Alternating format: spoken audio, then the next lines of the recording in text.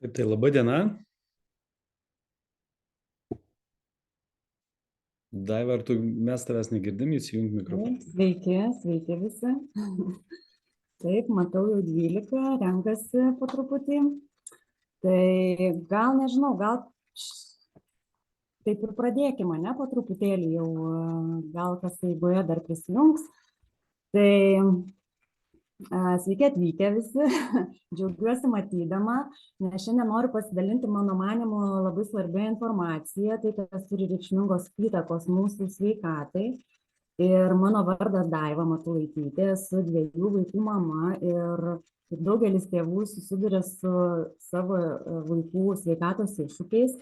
Tai mano vaikai abu turėjo sveikatos problemų, vienas jau nuo pat gimimo ir išbandėme daugelį populiarių ligų diagnozių, kabutėse. Ir apsilankėme įvairiose ir poliklinikose, ir ligoninėse, išbandėme homeopatiją ir visą kitą. Tačiau vieną dieną palaipsniui viskas ėmė keistis ir kas pasikeitė, kas tai turėjo įtakos. Noriu šiandieną su džiaugsmu pristatyti visuomenės sveikatos specialistą, dietistą, kuris jau daugiau kaip 14 metų padeda vaikams ir tėvams spręsti jų sveikatos iššūkius natūralių maisto medžiagų pagalba ir konsultuoja 2 privačiose klinikose, tai yra GOT ir Angion klinika. Taip pat lektorius skaito paskaitas gydytojams ir kvalifikacijos kėlimo kursuose, dalyvauja įvairiose sveikatos laidose. Tai Jonai, ačiū labai, kad šiandien prisijungiai ir sutikai su mumis pasidalinti žiniomis, kurios tikrai mano manimu yra labai svarbios. Tai žodis tau ir tada aš manau, čia turėsim 30 minučių, ne, maždaug tas pristatymas ir po to maždaug 15 minučių klausimam, atsakymam. Tai tikrai drąsiai klauskite, kas rūpi. Tai Jonai, žodis tau. Ačiū labai, sveiki visi. Na, iš tikrųjų, taip pat esu 2 vaikų tėtis. Tiesa, mano dukrai jau 25, sūnui 15, tai pakankamai jau ilgas laikas praėjo, kai jie buvo vaikystėje. Dabar su sūnum paauglystėje esam, tai labai įdomus naujas gyvenimo etapas. Na ir aš pasidalinsiu savo patirtim. Visų pirma, tai jau 14 metų integruoju tyrimais paremtą personalią mitybą ir tokiu būdu mes gaunam ypatingai gerus rezultatus sveikatos vystymuisi, sveikatos ir vaiko raidos vystymuisi. Ir manau, kad šita patirtis tikrai bus jums labai įdomi ir apie tai mes pasikalbėsim. Kaip minėjo Daiva, tai tikrai jau ilgus metus, virš 14 metų to domiuosi ir dirbu. Ir ką pastebėjau, kad labai keičiasi visuomenės edukacija per paskutinius metus. Vis didėja edukacija, vis daugiau tėveliai domisi ir visuomenė vis daugiau domisi natūraliais būdais. Kadangi aš kalbėsiu šiandien tik apie natūralius būdus, ne apie vaistų gydymus, o apie natūralias maisto medžiagas, kaip jos gali padėti sveikatai, tai iš tikrųjų per paskutinius 14 metų labai patobulėjo visuomenė, na ir kartu tobulėjanti visuomenė privertė tobulėti ir gydytojus. Tai dėl to tai yra labai svarbus pasikeitimas apskritai visoje medicinos evoliucijoje, sistemoje ir aš sakyčiau, tai yra labai geras pasikeitimas. Ir pakalbėkime apie visą tai svarbą, mitybos svarbą vaikų visų pirma vystymuisi. Reikia suprasti, kad maistas tai yra kūno statybinė medžiaga ir mes su tom kūno statybinė medžiagom turim elgtis atsakingai, nes kitaip tas vaiko vystymasis, tas fizinis augimas, kūno stiprėjimas, neturės tam tikro pagrindo. Dėl to reikia labai mąstyti, ką mes duodam savo vaikam. Taip pat maistas ypatingai turi didelį vaidmenį visiems kūno organam, įskaitant ir smegenis. Tai smegenų gerai veiklai, mąstymui, dėmesiui, koncentraciniai, visom tom kognityviniam funkcijom iš tikrųjų turi didžiulį įtaką maistinės medžiagos, ypatingai svarbios smegenų veiklai, ypatingai svarbios žarnyno funkcijom, nes žarnynas ir smegenys jos turi tokią didžiulę sąsają. Taip pat reikia suprasti, kad maistas tai yra ir kalorijų šaltinis energijai gauti. Taip kad tinkama mityba gerina ir nuotaiką, ir miegą, ir energijas duoda mum. jos yra labai svarbios. Na ir aišku, pažinimo, mokymusi, raidos vystymusi pastebėta, kad kai kurios maistinės medžiagos turi ypatingą svarbą. Ir apie tai taip pat šiandien pakalbėsim. Nuo šių laikų mitybos tendencijos yra prastos. Ir prastos tuo, kad kuo daugiau pasaulyje žmonių ir kuo mažiau jie laiko skiria maisto ruošimui namuose, tuo jie valgo daugiau perdirbto maisto. Na ir turbūt nepaslaptis, kad kiekvienas mūsų vaikas labiau rinktųsi burgerį kavinėje, bulvytės free arba dar kažką tai panašaus. Ir tos tendencijos vyrauja visam pasaulyje. Ir pagal mokslinę studiją, kuri buvo publikuota, matosi, kiek žmonės išleidžia pinigų itin perdirbtą maistui. Lietuvoje ne ką mažiau 26% pinigų išleidžiame maistui, kuris yra itin perdirbtas. Ir kartais atrodytų, kad galbūt tie granolos batonėliai sveikesni, saugesni, galbūt tie jogurtukai, kurie yra lentynose arba kažkokie tai dar produktai, kuriuos mes perkam, kaip pavyzdžiui ten pusryčiai, dribsniai pusryčiams ir panašiai, atrodytų yra tokie nekalti, kaip ir ten dar parašo, kad yra įdėta ir vitaminų papildomai, tačiau tai yra iš tikrųjų itin perdirbtas maistas, kurio maistinė vertė yra labai labai žema. Ir tai įtakoja tam tikrus pasikeitimus. Visų pirma, tai yra didesnius kalorijų kiekius. Nepaslaptis, kad tokiam itin perdirbtam maiste žymiai daugiau visokiausių maisto priedų. Tai skonio stiprikliai, kurie pagyvina tą skonį. Tirštikliai, drėkikliai, spalvos, tekstūros, purumo ir taip toliau įvairūs priedai, kurie yra dedami. Kai mes kalbam apie paruoštus kažkokius tai salotas arba paruoštas mišrainės, tai ten yra vėlgi konservantai, kurie išlaiko tą maistą ilgiau galiojantį. Jeigu mes kalbam apie supakuotus maisto produktus, tai yra įvairios dujos naudojamos. Jeigu mes kalbam apie pusfabrikačius vaisių daržovių, tai mes suprantam, kad juose vėlgi yra tam tikras apdorojimas, kuris padeda tą maistą išlikti ilgiau negendantį. Aš jau nekalbu apie tai, kad šviežios daržovės ir šviežus vaisiai yra apdoroti taip, kad jie mažiau pūtų. Ir visos šitos tendencijos jos tikrai mums neįnauda. Tai čia yra viena problema. Ir antroji problema didžiausia tai yra ta, kad dėl aktyvaus ūkininkavimo yra atliktos pasaulinės studijos. Bionutrient institutas Amerikoje 3 metus tyrė žemės grunto pavyzdžius ir derliaus pavyzdžius ir pamatė, kad dėl žemės nualinimo labai labai sumažėjo tam tikrų maisto medžiagų, mikromedžiagų kiekiai. Ir jeigu anksčiau reikėdavo, pavyzdžiui, suvalgyti vieną bulvę ir gauti maistinės medžiagas, kurios buvo vienoje bulvėje, tai šiandien dienai 6 bulvėse yra tos pačios maistinės medžiagos. Kitaip sakant, reikėtų duoti mūsų vaikams 6 kartus daugiau bulvių, o mes žinome, kaip jie valgo daržovės ir vaisius ir kiek jie jų suvalgo. Ir mes čia matome visą gamą ištirtų maisto produktų, kiek kartų sumažėjimas yra maistinių medžiagų. Tai iš tikrųjų padaro tai, kad mūsų maistas pasidaro skurdus. Ir atrodytų, mes tinkamai maitinamės, galbūt kai kurie iš mūsų daugiau stengiamės vartoti daržovių, vaisių, sėklų, grūdų, šakniavaisių, tačiau juose maistinių medžiagų sumažėjimas mums atveda taip vadinamą tokį B tipo badavimą, kuris sako taip, kad kalorijų mes gaunam, o mikromedžiagų mes negaunam ir todėl mūsų kūnas badauja. Dar ir trečia problema iš tikrųjų yra, apie kurią šiandien galbūt aš nekalbėsiu, aš kalbu savo kitose paskaitose, tai apie tai, kad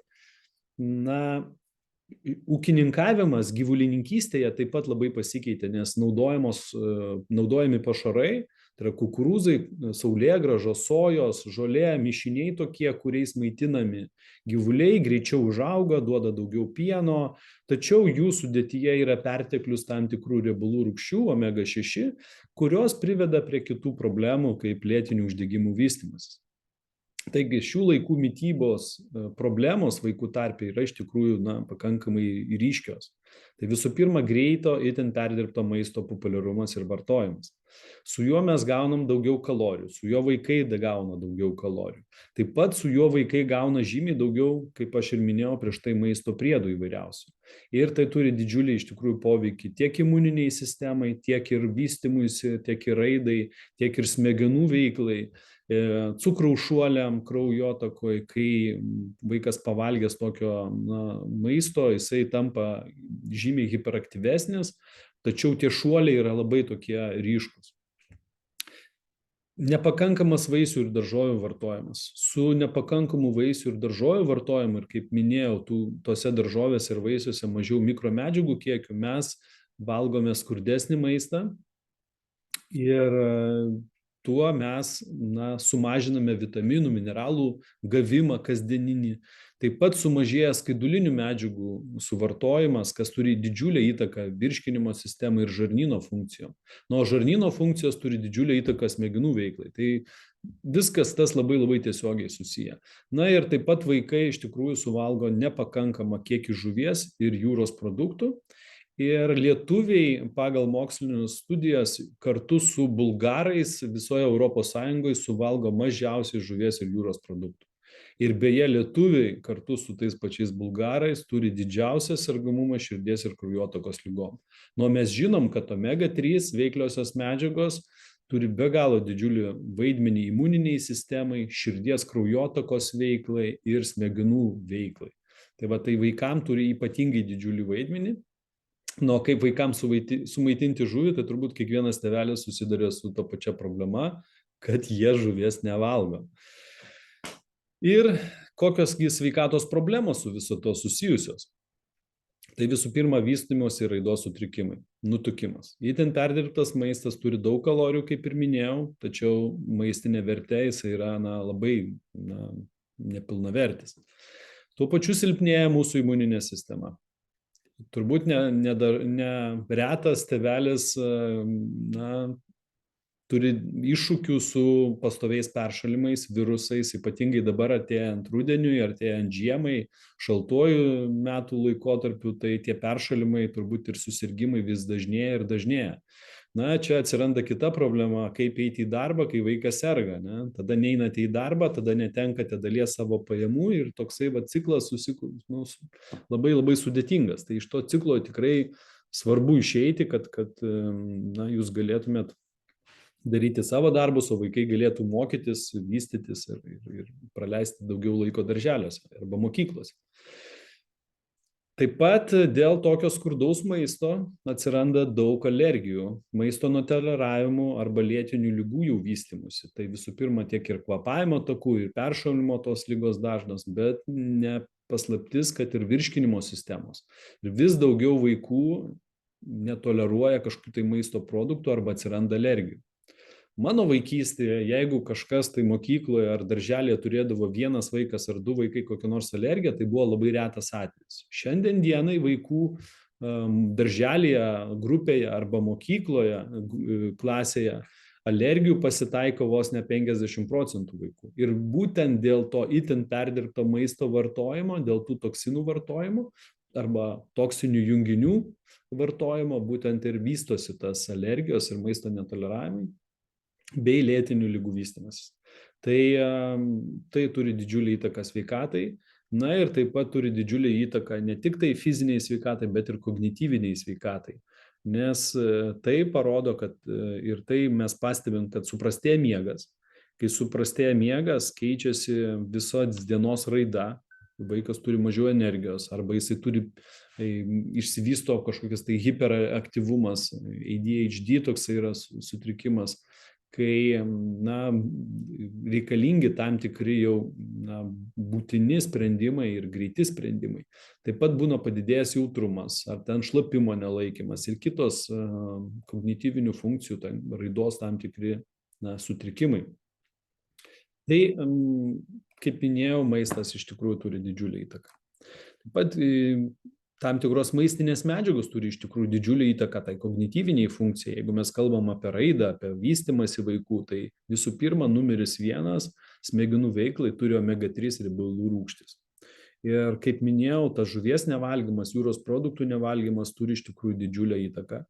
Ir aš asmeniškai šeimoje, mano sūnui, mes pastebėjom, kad skaitimas ir ten sudėliojimas tų raidžių sekėsi, pakankamai sudėtingai.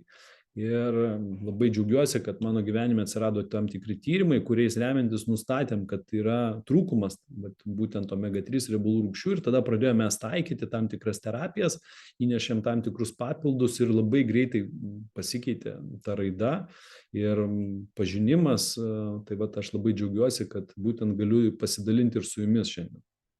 Taip pat turi didžiulį įtaką energiją, angliavandeniai energijai, nes tai yra pagrindinis energijos ir smegenų kuras.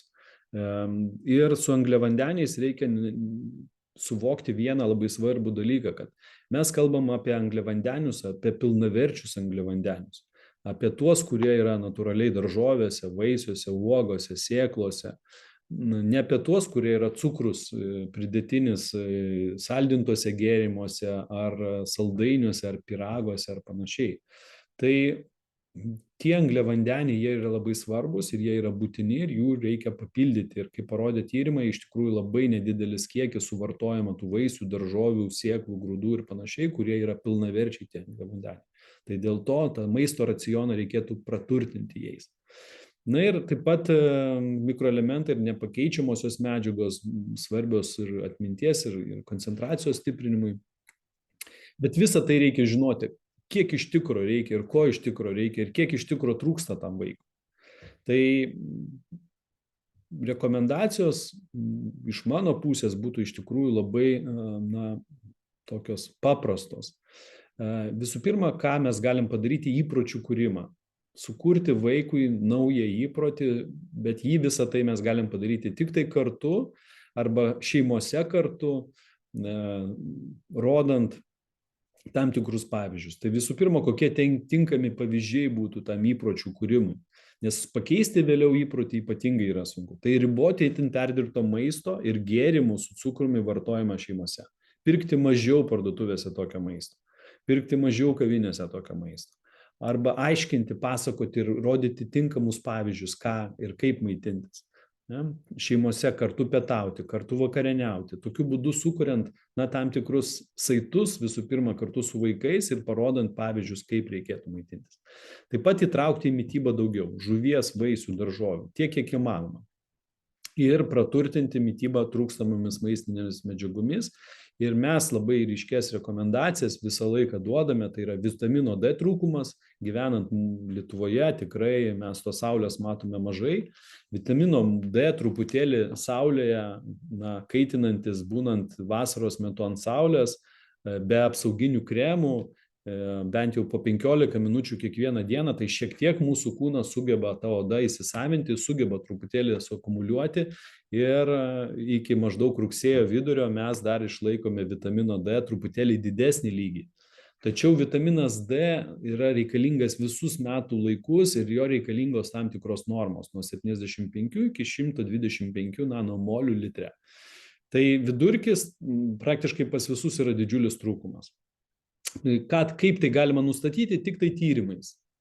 Ir Lietuvoje buvo tokia sumaištis truputėlį, kad viena mama atliko vitamino D tyrimą, Lietuvos ryto televizija paskui atliko išsame Lietuvoje esančią analizę, toks truputėlį skandaliukas kilo, kai gydytoja padarė tyrimą, nustatė vitamino D lygį, davė rekomendacijas, kiek jau vartoti ir po 4 mėnesių mama pasidariusi pakartotinius tyrimus pamatė, kad yra perviršimas didžiulis. Jis pakėlė skandalą, sako, kaip čia jūs davėte tokius kiekius vitamino D, kad vaikui perviršimas, nes perviršimas vėlgi gali grėsti tam tikrom komplikacijom sveikatos.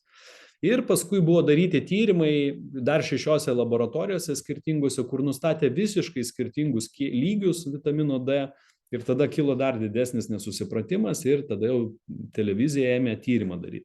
Ir išsiaiškino, ir buvo tokia Lietuvos ryto televizijos vitamino D tyrimas, kad skirtingose laboratorijose gali keistis skirtingi būti atsakymai visiškai, nes naudoja skirtingus reagentus, skirtingus matavimo vienetus, skirtingas technologijas matavimo. Ir paaiškėjo, kad Lietuvoje auksinio standarto tiksliausio vitamino D tyrimo niekas nedaro. Daroma pigus tam tikri standartai, pagal tam tikrus pigesnius metodus atliekamas vitamino D tyrimas, kuris gali kardinaliai laviruoti skirtingose laboratorijose.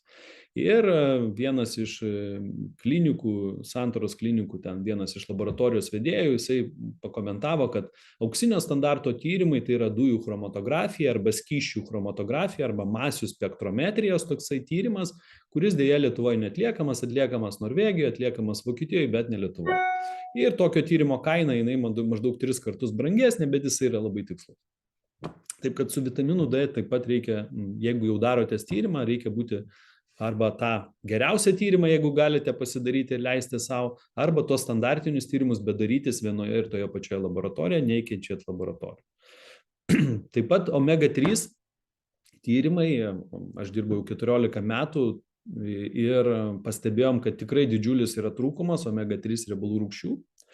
Ir tik tai su tyrimais galima nustatyti, kiek iš tikrųjų yra ir ką reikia daryti ir kiek naudoti ir kiek skirti vaikui ar suaugusiam riebalų rūgščių, kad susireguliuoti tą santykį. Na ir taip pat dar vienas labai svarbus momentas, tai yra skaidulinių medžiagų trūkumas ir mikroelementų trūkumas mūsų mityboje, kuris iš esmės keičia visą sveikatos taip pat būklę. Ir kogi dar reikėtų, tai reikėtų, aišku, skatinti vaiką gerti daugiau vandens, mažiau gazuotų gėrimų, mažiau saldintų gėrimų. Ir tai rekomendacijos būtų turbūt visai šeimai. Na, mūsų asmeninė šiandien dienos rekomendacijos, po kurių galėsime pasikalbėti, atsakyti klausimus. Tai visų pirma, ką mes rekomenduojame jum konkrečiai kartu su darželiu, tai užpildyti sveikatos klausimyną. Visų pirma, jūs sužinosite patys savo vaiko, savianalizę pasidarysit, vėliau tos klausimus galėsit sulyginti prieš ir po, jeigu dirbsime kartu. Ir po sveikatos klausimyno užpildymo mes galėsime suteikti jums konsultaciją. Po konsultacijos rekomendacijos bus pasidaryti kraujo tyrimus, kuriais nustatysim trūkstamų maistinių medžiagų kiekius.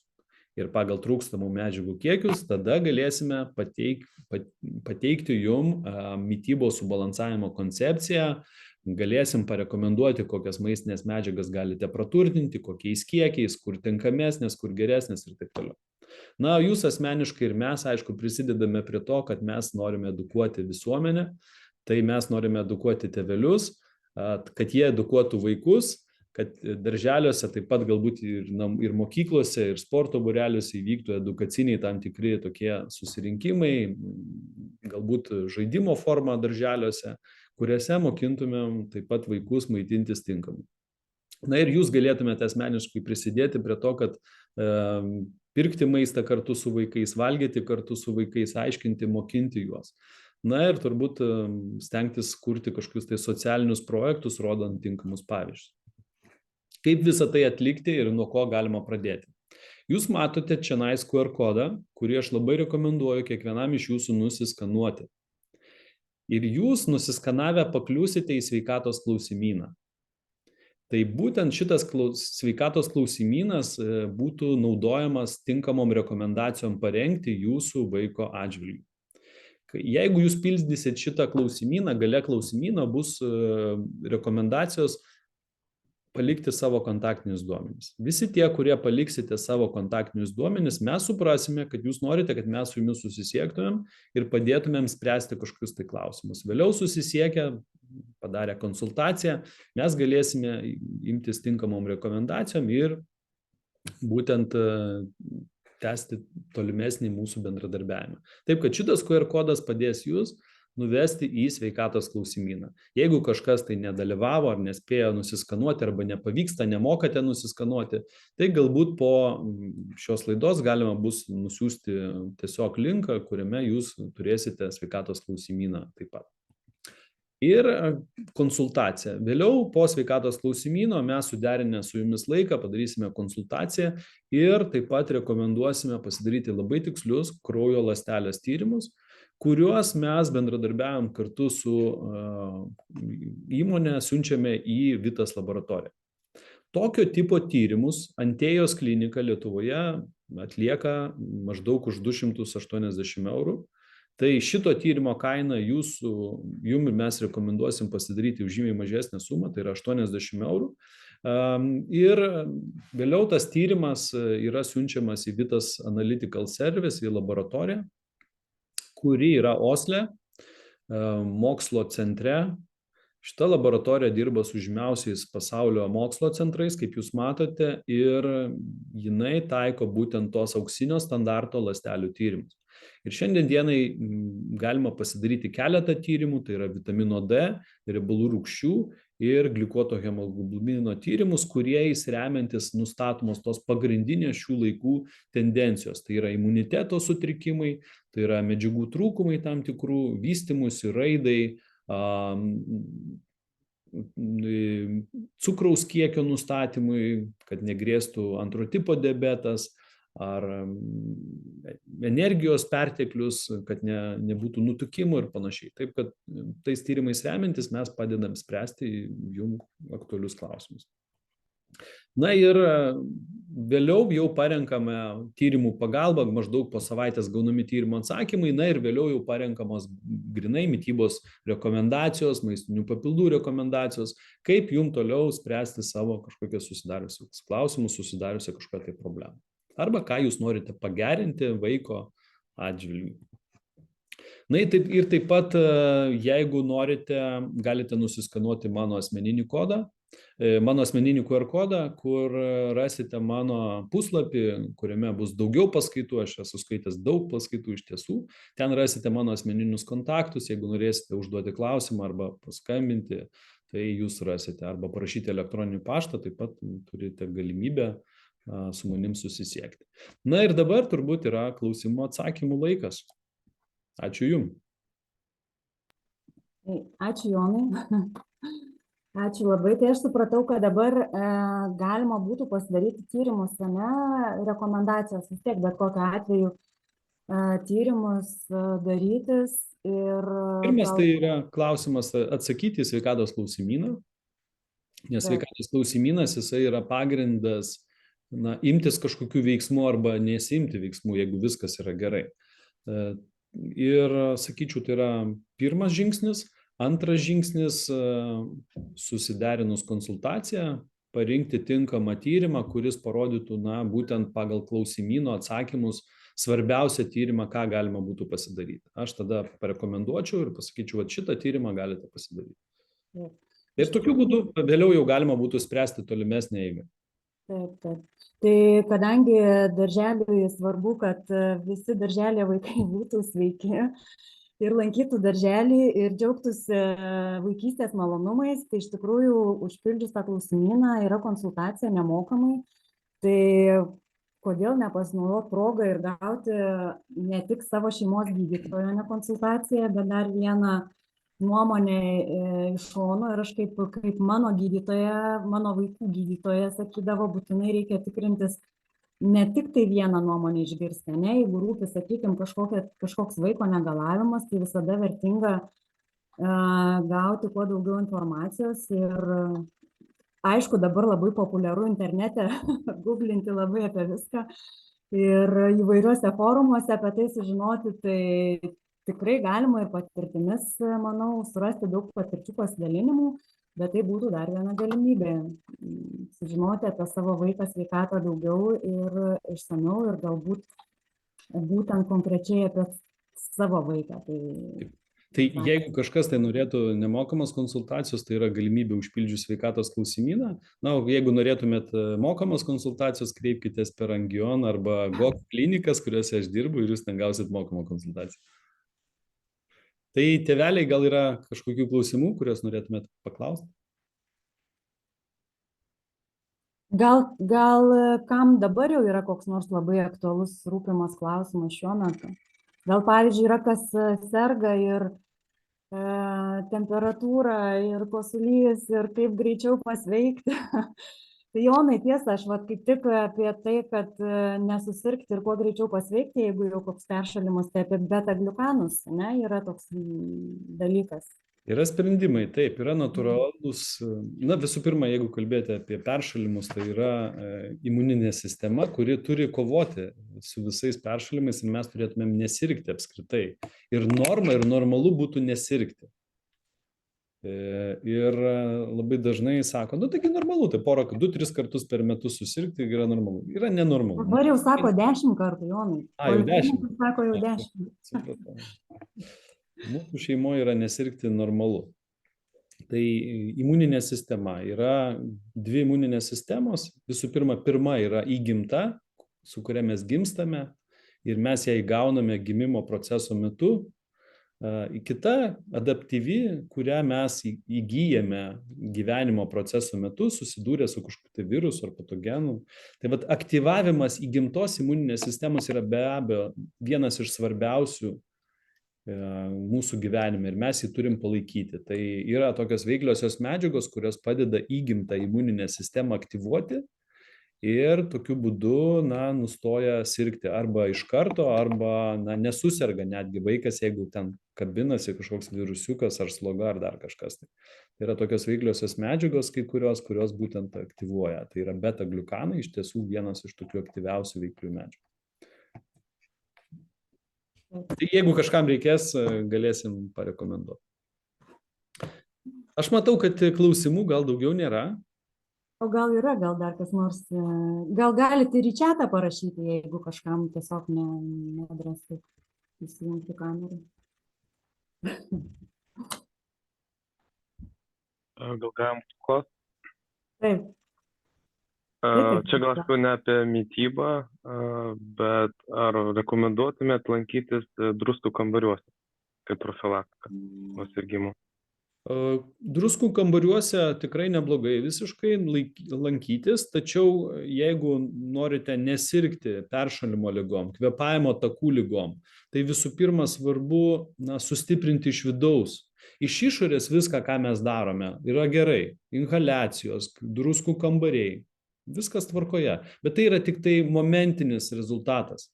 Bet mesgi norim ne momentinio rezultato, ilgalaikio rezultato. Tai vat būtent ilgalaikis rezultatas yra tam tikrų maistinių medžiagų naudojimas maiste, kuris būtent ir sukuria tą imuninės sistemos tokį aktyvumą ir jinai neleidžia nei susirgti, nei kvėpavimo takų lygomis, nei ten peršalimas ir panašiai. O dabar ateina iš tikrųjų sezonas, tas vadinamas šildymo sezonas ir labai svarbus momentas iš tiesų atsitinka su kvėpavimo takais. Tai, kad kai mes miegame šiltoje patalpoje, ypatingai mūsų vaikai, kai miega šiltoje patalpoje ir būna per šiltą, sumažėja drėgmės lygis kambaryje. Ir kai sumažėja drėgmės lygis kambaryje, išdžiūsta gleivinė. Tai vat miegant išdžiūsta gleivinė ir jinai pradeda mikroįtrūkimai atsiranda, trūkinėti. Ir būtent per tuos mikroįtrūkimus, jeigu ten pastebit, kad vaikui ryte ten ar kai jisai pučiasi nosytę, ten pavyzdžiui kraujo pastebėjote, truputėlį keletą lašelių, ar taip dažniau bėga kraujas. Tai vat būtent per tuos mikrotrūkimus šildymo sezono metu žymiai dažniau sergama tais virusais, peršalimo ligom, nes per tą sutrūkinėjusią gleivinę žymiai greičiau pakliūna bakterijos ir virusai. Tai būtent tas imuninės sistemos stiprinimas ir papildomai vandens vartojimas iš tikrųjų turi didžiulę įtaką. Tai labai rekomenduojama taip pat statyti galbūt drėgmės tokius drėkintuvus kambaryje, duoti truputėlį daugiau gerti vandens dienos metu vaikam, kad būtent tas kūnas mažiau hidratuotų, kad daugiau gautų drėgmės, daugiau vandens. Nes mūsų vienas iš svarbiausių tai yra vandens suvartojimas, iš tikrųjų, kur matom irgi sumažėjimą vandens suvartojimo vaikam. Tai jeigu kalba apie druskų kambarių kaip apie kvėpavimo takų pagalbą, tai yra momentinis būdas, bet visą tai reikėtų iš vidaus, reikėtų duoti tam tikras maistinės medžiagas, tokios kaip omega-3 riebalų rūgštys, kurios padeda gerinti kraujotaką, vienas, tada antras, mažiau skilinėja, mažiau trūkinėja kapiliarai, mažiau kraujo, mes pastebim, elastingumas gerėja, mažiau sutrūkinėja oda ir gleivinė taip pat. Na, bet vanduo yra, sakyčiau, arba drėkinimas to kambario yra vienas iš tokių svarbių momentų. Kol dar nešalta, pabandyti išvedinti gerai kambarį, atidaryti langą galbūt, pratinti vaiką prie, truputėlį vėsesnio miego. Beje, ir miegas vėsesnėme patalpoje miegas yra žymiai geresnis. Tai, ponas Egidijau, nežinau, ar tiksliai atsakiau jūsų klausimą, bet tai yra gerai druskų kambariai, bet tai yra momentinis sprendimas. Supratau, ačiū už atsakymą. Ačiū Jums. Turim dar klausimą parašytą. Tai vaikui 1 ir pradėjau lankyti darželį, labai serga sloga. Kaip galėčiau padėti greičiau pasveikti ir kaip stiprinti imuninę sistemą be žuvų taukų ir vitamino D? Kaip stiprinti imuninę sistemą be žuvų taukų ir vitamino D? Reikia suprasti, kad imuninė sistema ir kūno fiziologija tai yra labai susiję dalykai. Jeigu mes kalbam apie kūno fiziologiją, tai mūsų kūnas negali egzistuoti be tam tikrų riebalų rūgščių, kaip omega-6 ir omega-D riebalų rūgštys. Nes jos yra nepakeičiamos. Ir omega-6 riebalų rūgštys ir omega-3 riebalų rūgštys mes turime gauti tiek su maistu arba su papildais, nes kūnas mūsų nepasigamina jų. Tik tai omega-6 riebalų rūgščių šiandien dienai mūsų mityba yra labai daug ir mes jų persivalgom. Omega-3 riebalų rūgščių mes gaunam labai mažai su maistu. Omega-6 skatina uždegimus ir silpnina imuninę sistemą, omega-3 stiprina imuninę sistemą ir mažina uždegiminius procesus. Taip kad jos yra ypatingai svarbios. Ir jeigu visiškai atsisakyti šitų 2 grupių riebalų rūgščių, fiziologijos neįmanoma pakeisti, tiesiog jūs būsite pavojaus zonoje, nes dar labai svarbus kiekis, koksai yra mityba iš tų riebalų rūgščių omega-6 ir omega-3. Nes jeigu santykis yra mažiau negu 3:1 omega-6 ir omega-3, tai jūs esate saugos zonoje. Saugioje zonoje, kur pas žmogų nesivysto nei lėtinės lygos, labai stiprus imunitetas, neserga ir panašiai. Bet jeigu tas santykis yra nukrypęs į didesnę pusę omega-6, ką parodė mūsų mityboje dėl tokio pramonės ir parduotuvėse esančio maisto vartojimo, tai mes atsidurime pavojaus zonoje, kur to pakeisti neįmanoma visais kitais būdais stiprinant imuninę sistemą. Be vitamino D mes negalim funkcionuoti, taip pat yra nepakeičiamoji mikromedžiaga. Aš labai atsiprašau, aš jūs pertrauksiu, aš turėjau omeny, kad jau geria ir vitaminą D ir žuvų taukus, ta prasme, be šitų dar. Atsiprašau, kad nepatikslinau. Viskas aišku, nes tiesiog noriu išaiškinti galbūt ir kitiem, kad tai yra svarbu. Vartoju viskas tvarkoja, labai svarbu, kad naudotumės tinkamus ir kiekis būtų geras, tas labai yra svarbu. Kitais būdais, kaip imuninę sistemą aktyvuoti. Yra tam tikros veikliosios taip pat ir medžiagos aktyvuojančios imuninę sistemą, apie jas truputėlį užsiminėm, tai yra beta-gliukanai. Taip pat yra imuninės tam tikrą aktyvavimą atliekančios medžiagos, tai yra jūros dumbliai, yra įvairios spirulinos, bet viena iš jų tokia yra labai unikali, spirulina maxima vadinasi. Ne Maksimos parduotuvėje reikia pirkti, bet jos pavadinimas lotyniškas spirulina maxima, nes įprastai mūsų vaistinėse parduotuvėse yra spirulina platensis ir nėra tokia švari, nėra tokia aktyvi ir taip gerai veikianti kaip spirulina maxima, tai paieškoti šitą. Ir dar yra tokie fikocianinai.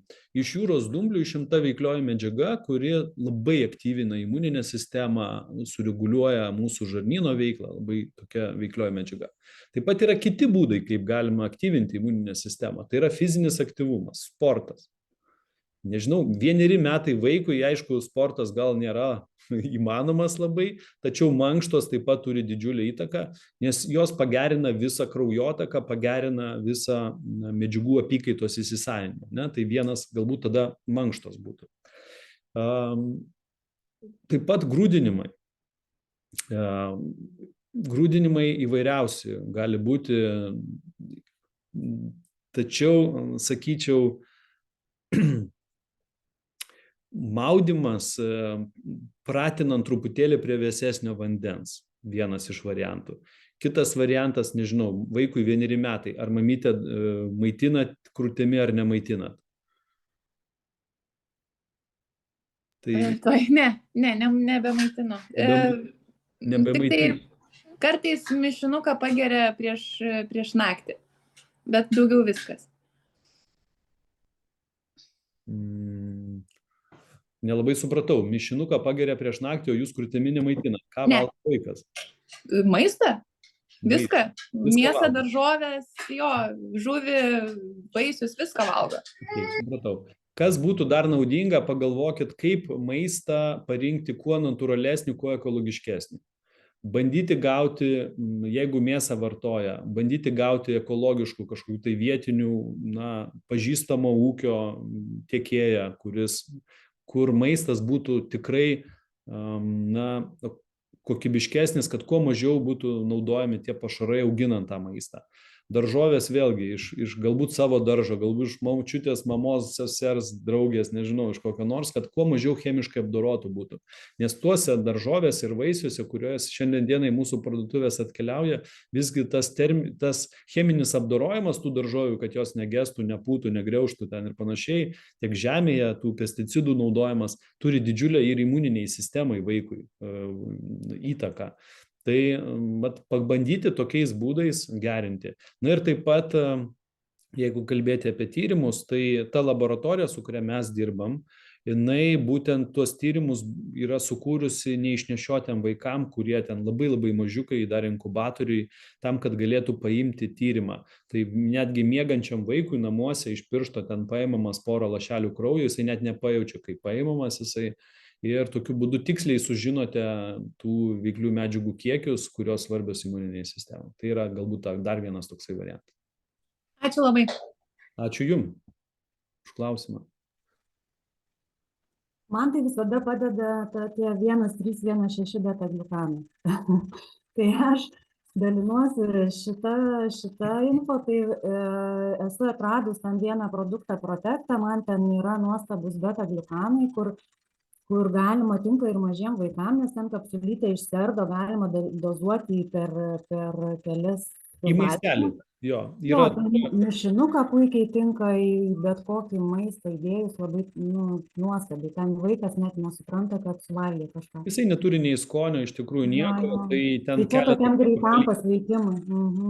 Keletą kruopelyčių galima būtų įdėti, tai tikrai ta veiklioji medžiaga, jinai praneša imuniniai sistemai, kad reikia aktyvuotis. Ir tada mūsų tos įgimto imuniteto, tos imuninės ląstelės, tokie yra neutrofilai ir makrofagai, jie pradeda greičiau daugintis ir aktyviau judėti.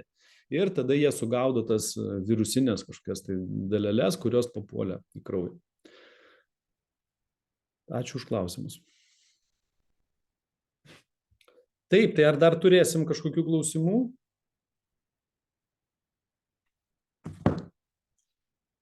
Bet kokiu atveju, labai ačiū Jums visiems ir ačiū už dalyvavimą, ačiū, kad klausėte. Jeigu tik tai kyla noras sužinoti truputėlį daugiau arba rekomenduojam atsakyti Jūsų į klausimus arba rekomenduojam susisiekti, kur gavote mūsų kontaktus.